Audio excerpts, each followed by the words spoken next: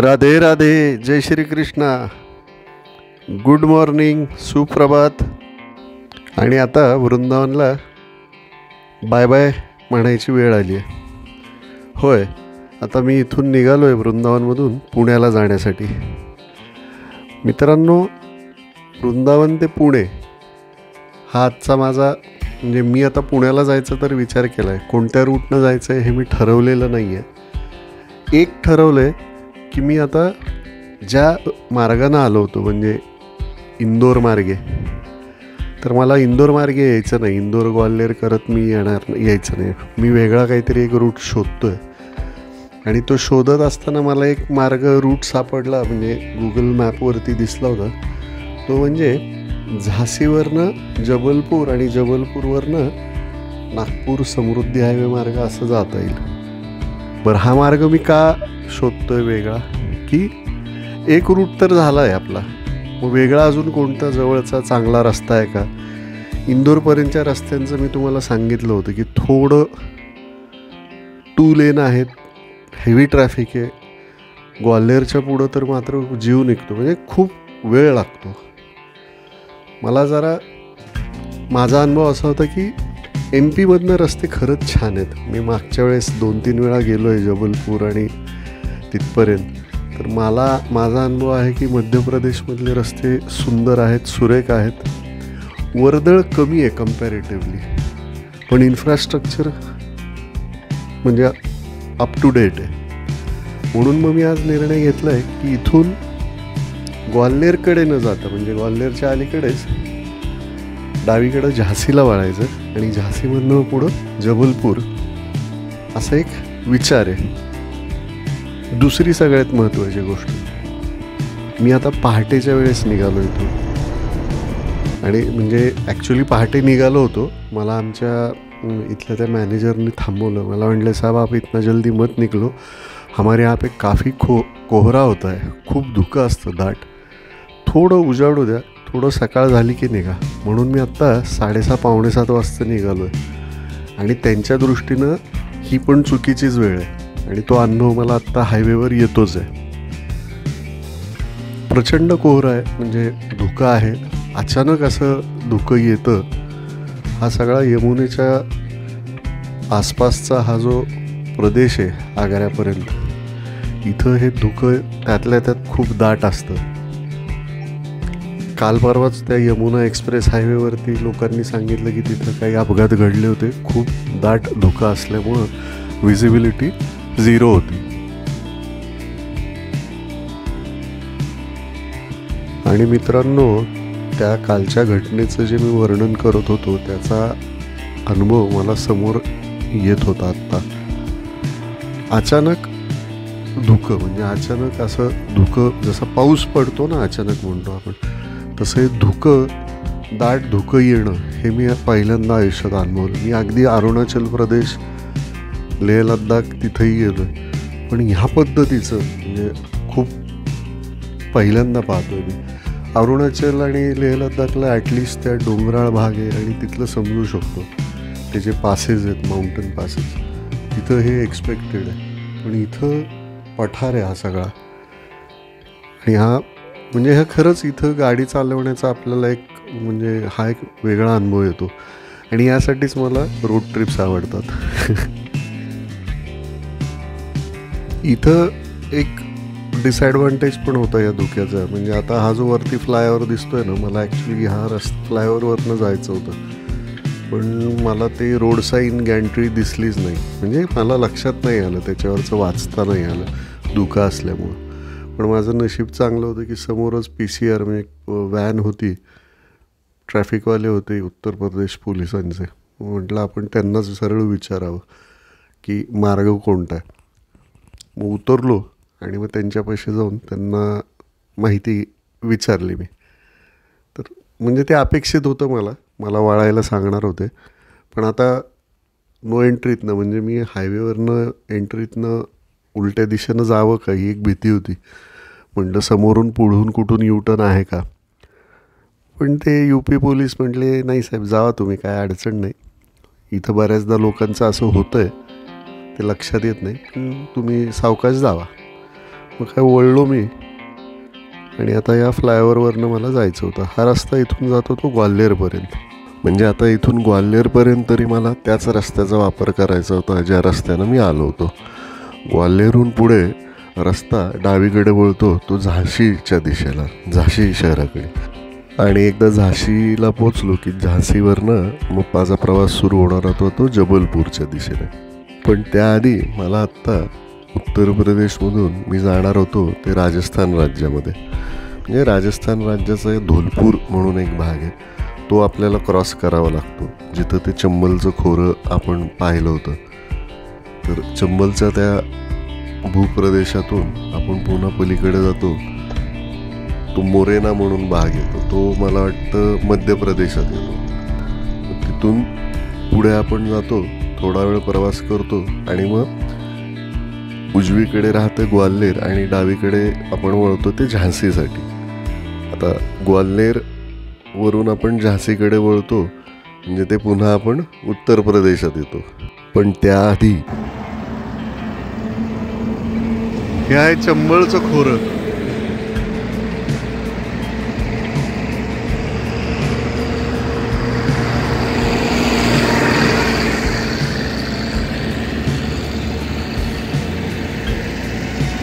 चंबळच्या खोऱ्यातनं आता प्रवास आहे. खोऱ्यातनं प्रवास आहे असं नाही म्हणता येणार, कारण आता नॅशनल हायवे झाले टकाटक.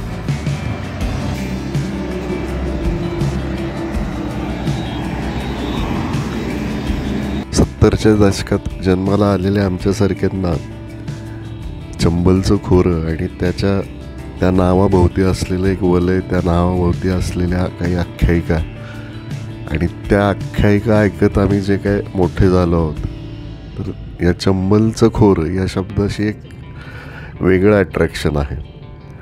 ते आत्ताच्या या नेटफ्लिक्स वर्ल्डला, म्हणजे या जमान्यातल्या मुलींना कळणार नाही ते इथून प्रवास करताना, कारण यावर झालेले हजारो चित्रपट, इथल्या कथा, दंतकथा या ऐकत वाचत आमची पिढी जी मोठी झाली आहे त्यांना चंबलचं खोरं याच्याबद्दल एक वेगळं महत्त्व आहे या जागेचं.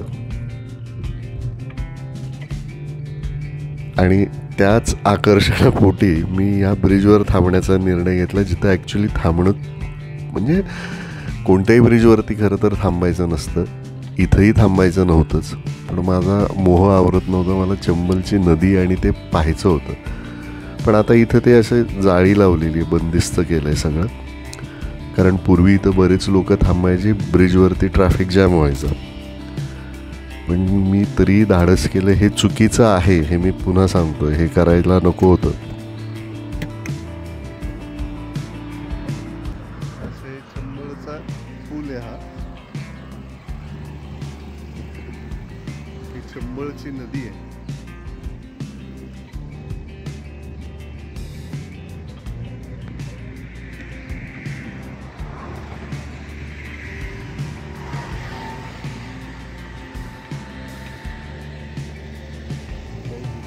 आपल्याला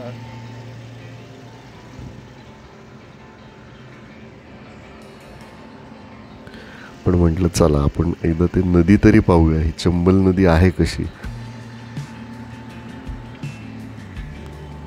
समोर आहे मध्य प्रदेश आणि मी जिथनं आलोय ते आहे राजस्थान. आणि टोल तर काय विचारायला नको, टोल तर आहेत, भरपूर टोल नाके आहेत. त्यामुळं सगळीकडं या राज्यातून त्या राज्यात जसा आपण प्रवेश करतो लगेच टोल नाके आहेतच. म्हणजे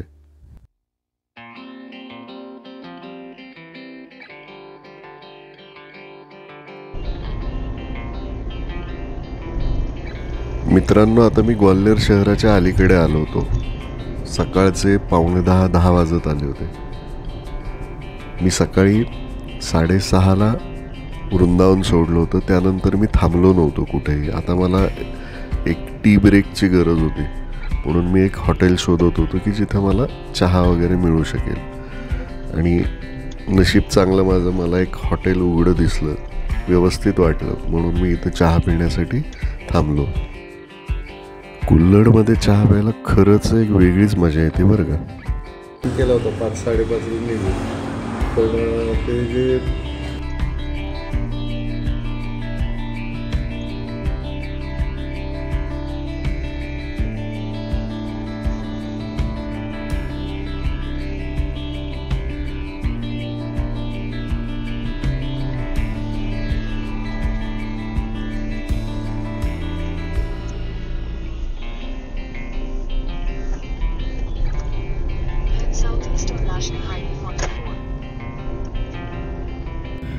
मस्त चहा पिऊन झाला आणि जसं मी पुढे निघालो, सरळ गेलो तर ग्वाल्हेर शहर होतं, डावीकडे वळलो झांसी शहराकडे जाणार होतो.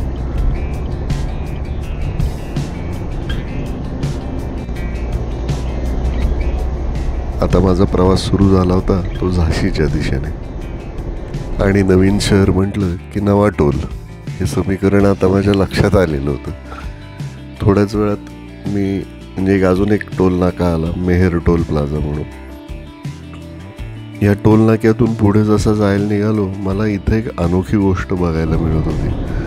म्हणजे रस्त्याच्या दुतर्फा इथं गूळ विक्री करणाऱ्या गाड्या होत्या, म्हणून मी उत्सुकतेपोटी एका ठिकाणी थांबलो आणि तिथं गेलो. इथं असा गूळ विकत मिळतो, 40 रुपये किलो, देशी गूळ हा. मी आता झाशीच्या रस्त्यावरती चाललोय आग्र्याकडनं. घ्यावा का नाही घरी फोन करून विचारतो. आता घरी फोन केला तर त्यांनी सांगितलं हो गूळ हवाय, घेऊन ये. मग काय सगळ्यांनाच फोन केले, बाबा कोणाकोणाला हवा आहे, कारण हा माझ्यासाठी एक वेगळ्या प्रकारचा, वेगळ्या पद्धतीचा, आपण जशी गुळाची ढेप पाहतो आपल्या इथे, तर ही ढेप नव्हती. ते जी कढई असते त्या कढईच्या आकारात, त्यामुळं ह्या वेगळा आकार, वेगळी चव, वेगळा रंग असल्यामुळे मी हा गूळ घेतला आणि पुढे निघालो.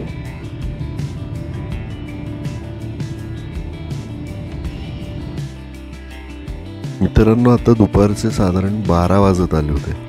अजूनही धुकं जे म्हणतो आपण ते हवेत होतं. आणि तुम्हाला सांगू का, मध्य प्रदेशच्या ह्या भागातनं प्रवास करताना मला एक गोष्ट खूप जाणवते, ते म्हणजे इथं आपल्याकडे जसे हॉटेल डाबे यांची रेलचेल असते ना, तसं इथं नाही आहे. 12:15 साडेबारा वाजले होते आणि मी झाशी शहराच्या उंबरट्यावर पोचलो होतो. इथून बायपास आहे जो शिवपुरीकडे जातो. म्हणजे झाशी शहरात न जाता आपल्याला एक बायपास घ्यायचा आहे, तो बायपास आपल्याला शिवपुरी शहराच्या दिशेला घेऊन जातो. मित्रांनो, झाशीमधनं 3-4 रस्ते आहेत बरं का जबलपूरकडे जाणारे. एक दामोहाकडनं जातो, एक सागर मार्गे जातो, म्हणून मी हा रस्ता निवडला की शिवपुरी हायवेवरनं सागरकडे वळायचं. पण त्याआधी गाडीत डिझेल भरावं असं वाटलं, म्हणजे भरून ठेवावं असं वाटलं, कारण हा सगळा प्रदेश नवीन होता माझ्यासाठी. आणि जबलपूर अजून इथून साधारण 400 किलोमीटर लांब होतं. अजून 7.5-8 तासाचा हा प्रवास होता. वाटेत कुठे पेट्रोल पंप असेल का नाही याची मला काहीच कल्पना नव्हती, माहितीही नव्हती. मी हा पहिल्यांदा या मार्गावरनं प्रवास करणार होतो, म्हणून सगळ्यात आधी गाडीची टाकी फुल केली. साधारण एक 2-2.5 किलोमीटर पुढे गेल्यावरती एक वाय जंक्शन येतं. सरळ जातो आपण शिवपुरीकडे आणि डावीकडे आपण वळतो. तो हा रस्ता आहे भोपाळ शिवपुरी बायपास. म्हणजे हा रस्ता पुढे भोपाळलाही जातो हे मला आत्ता कळलं होतं. म्हणजे इथं आता इथून माझा प्रवास सुरू झाला होता तो सागर या शहराकडे, कारण सागर हे आत्ता इथून झांसीनंतर असलेलं एक मोठं शहर होतं. मी विचार करत होतो की याच्या आधीमध्ये आपल्याला कुठं चांगलं हॉटेल किंवा ढाबा तत्सम असं काही जरी मिळालं जेवणासाठी तरी म्हणजे मी थांबणार होतो. मित्रांनो, रस्ते खूप सुंदर आहेत, टार रोड्स आहेत, डांबरी रस्ते आहेत, वेल मेंटेन्ड आहेत. या माझ्या प्रवासात छोटी मोठी गावं येत होती, वेगवेगळे आणि टोल बूथ्सही येत होते. पण मला हवं तसं, म्हणजे मला एक साधं हॉटेल हवं होतं जेवण करण्यासाठी. तसं काही मला सापडत नव्हतं. बरं, आपल्या इथं जसं हायवेला टोल नाक्याच्या आसपास बऱ्यापैकी हॉटेल्स रेस्टॉरंट असतात, तसंही इथं नव्हतं. हा भाग तसा त्या मानानं म्हणजे आपल्या मानानं हा थोडा वृक्ष आहे. त्यामुळे जर आपण या भागातनं जर प्रवास करण्याचा विचार करणार असाल तर ही एक गोष्ट लक्षात ठेवा की आपल्यासोबत खाण्यापिण्याच्या वस्तू या सोबत कॅरी करा. मला अशी माहिती मिळाली होती की इथून ललितपूर नावाचं एक मोठं शहर आहे, म्हणजे सागरच्याही अलीकडं ललितपूर एक मोठं शहर आहे आणि तिथं मला जसं हवं आहे तसं एक छान रेस्टॉरंट मिळू शकेल. म्हणून माझा आता प्रवास सुरू झाला तो ललितपूरच्या दिशेने.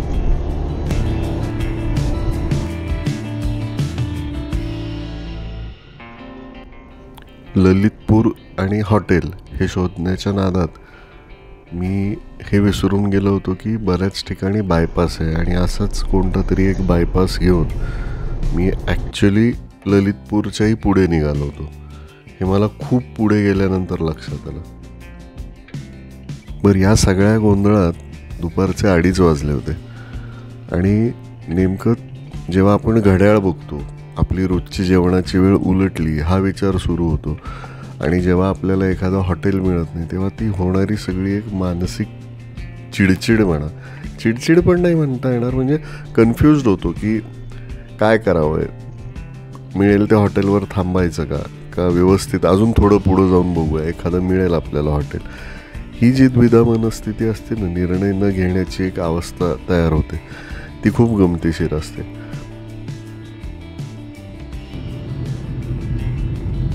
आणि अशाच तीव्र भूक लागलेल्या अवस्थेत रस्त्यावरती जर ट्रॅफिक जॅम, रास्ता रोको किंवा डेड ट्रॅफिक झालेलं असेल तर मग काय सांगावं.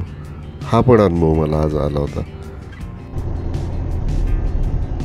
बराच वेळ त्या ट्रॅफिक जॅममध्ये अडकलो होतो, पण थोड्या वेळानं ट्रॅफिक सुरळीत व्हायला लागलं तसा मग मी पुढे जायला निघालो.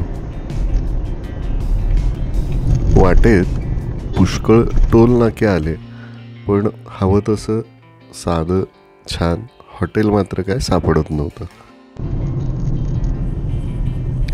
आता दुपारचे 3:30 वाजले होते आणि शेवटी एका ठिकाणी मला एक छान छोटंसं एक व्यवस्थित व्हेजिटेरियन हॉटेल दिसलं आणि आता मी मात्र ठरवलं की इथं जे असेल ते खायचं आणि पुढच्या प्रवासाला निघायचं.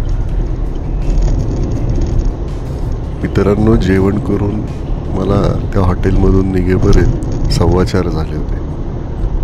आता मात्र मला थोडीशी काळजी वाटायला लागली होती, कारण इथूनही साधारण 250 किलोमीटर अजून माझा प्रवास बाकी होता, ज्याच्यासाठी मला अजूनही 5.5 ते 6 तास दाखवत होतं ते म्हणजे गुगल मॅप. मग मी निर्णय घेतला की नाही, आज ह्या अशा अननोन रोड्सवरती आपण रिस्क नको घ्यायला. मग मी निर्णय घेतला की सागर शहरामध्ये आज मुक्काम करायचा. तर मित्रांनो, असा होता माझा आजचा प्रवास. वृंदावन ते नागपूर या पहिल्या टप्प्यामध्ये मी सागर शहरात मुक्काम केला आहे आणि उद्या सकाळी इथून निघणार आहे ते नागपूरला जाण्यासाठी. आपल्याला जर माझा प्रवास आवडला असेल तर माझ्या या चॅनलला लाईक करा, शेअर करा, सबस्क्राईब करा. Till then, stay happy, stay connected. Thank you.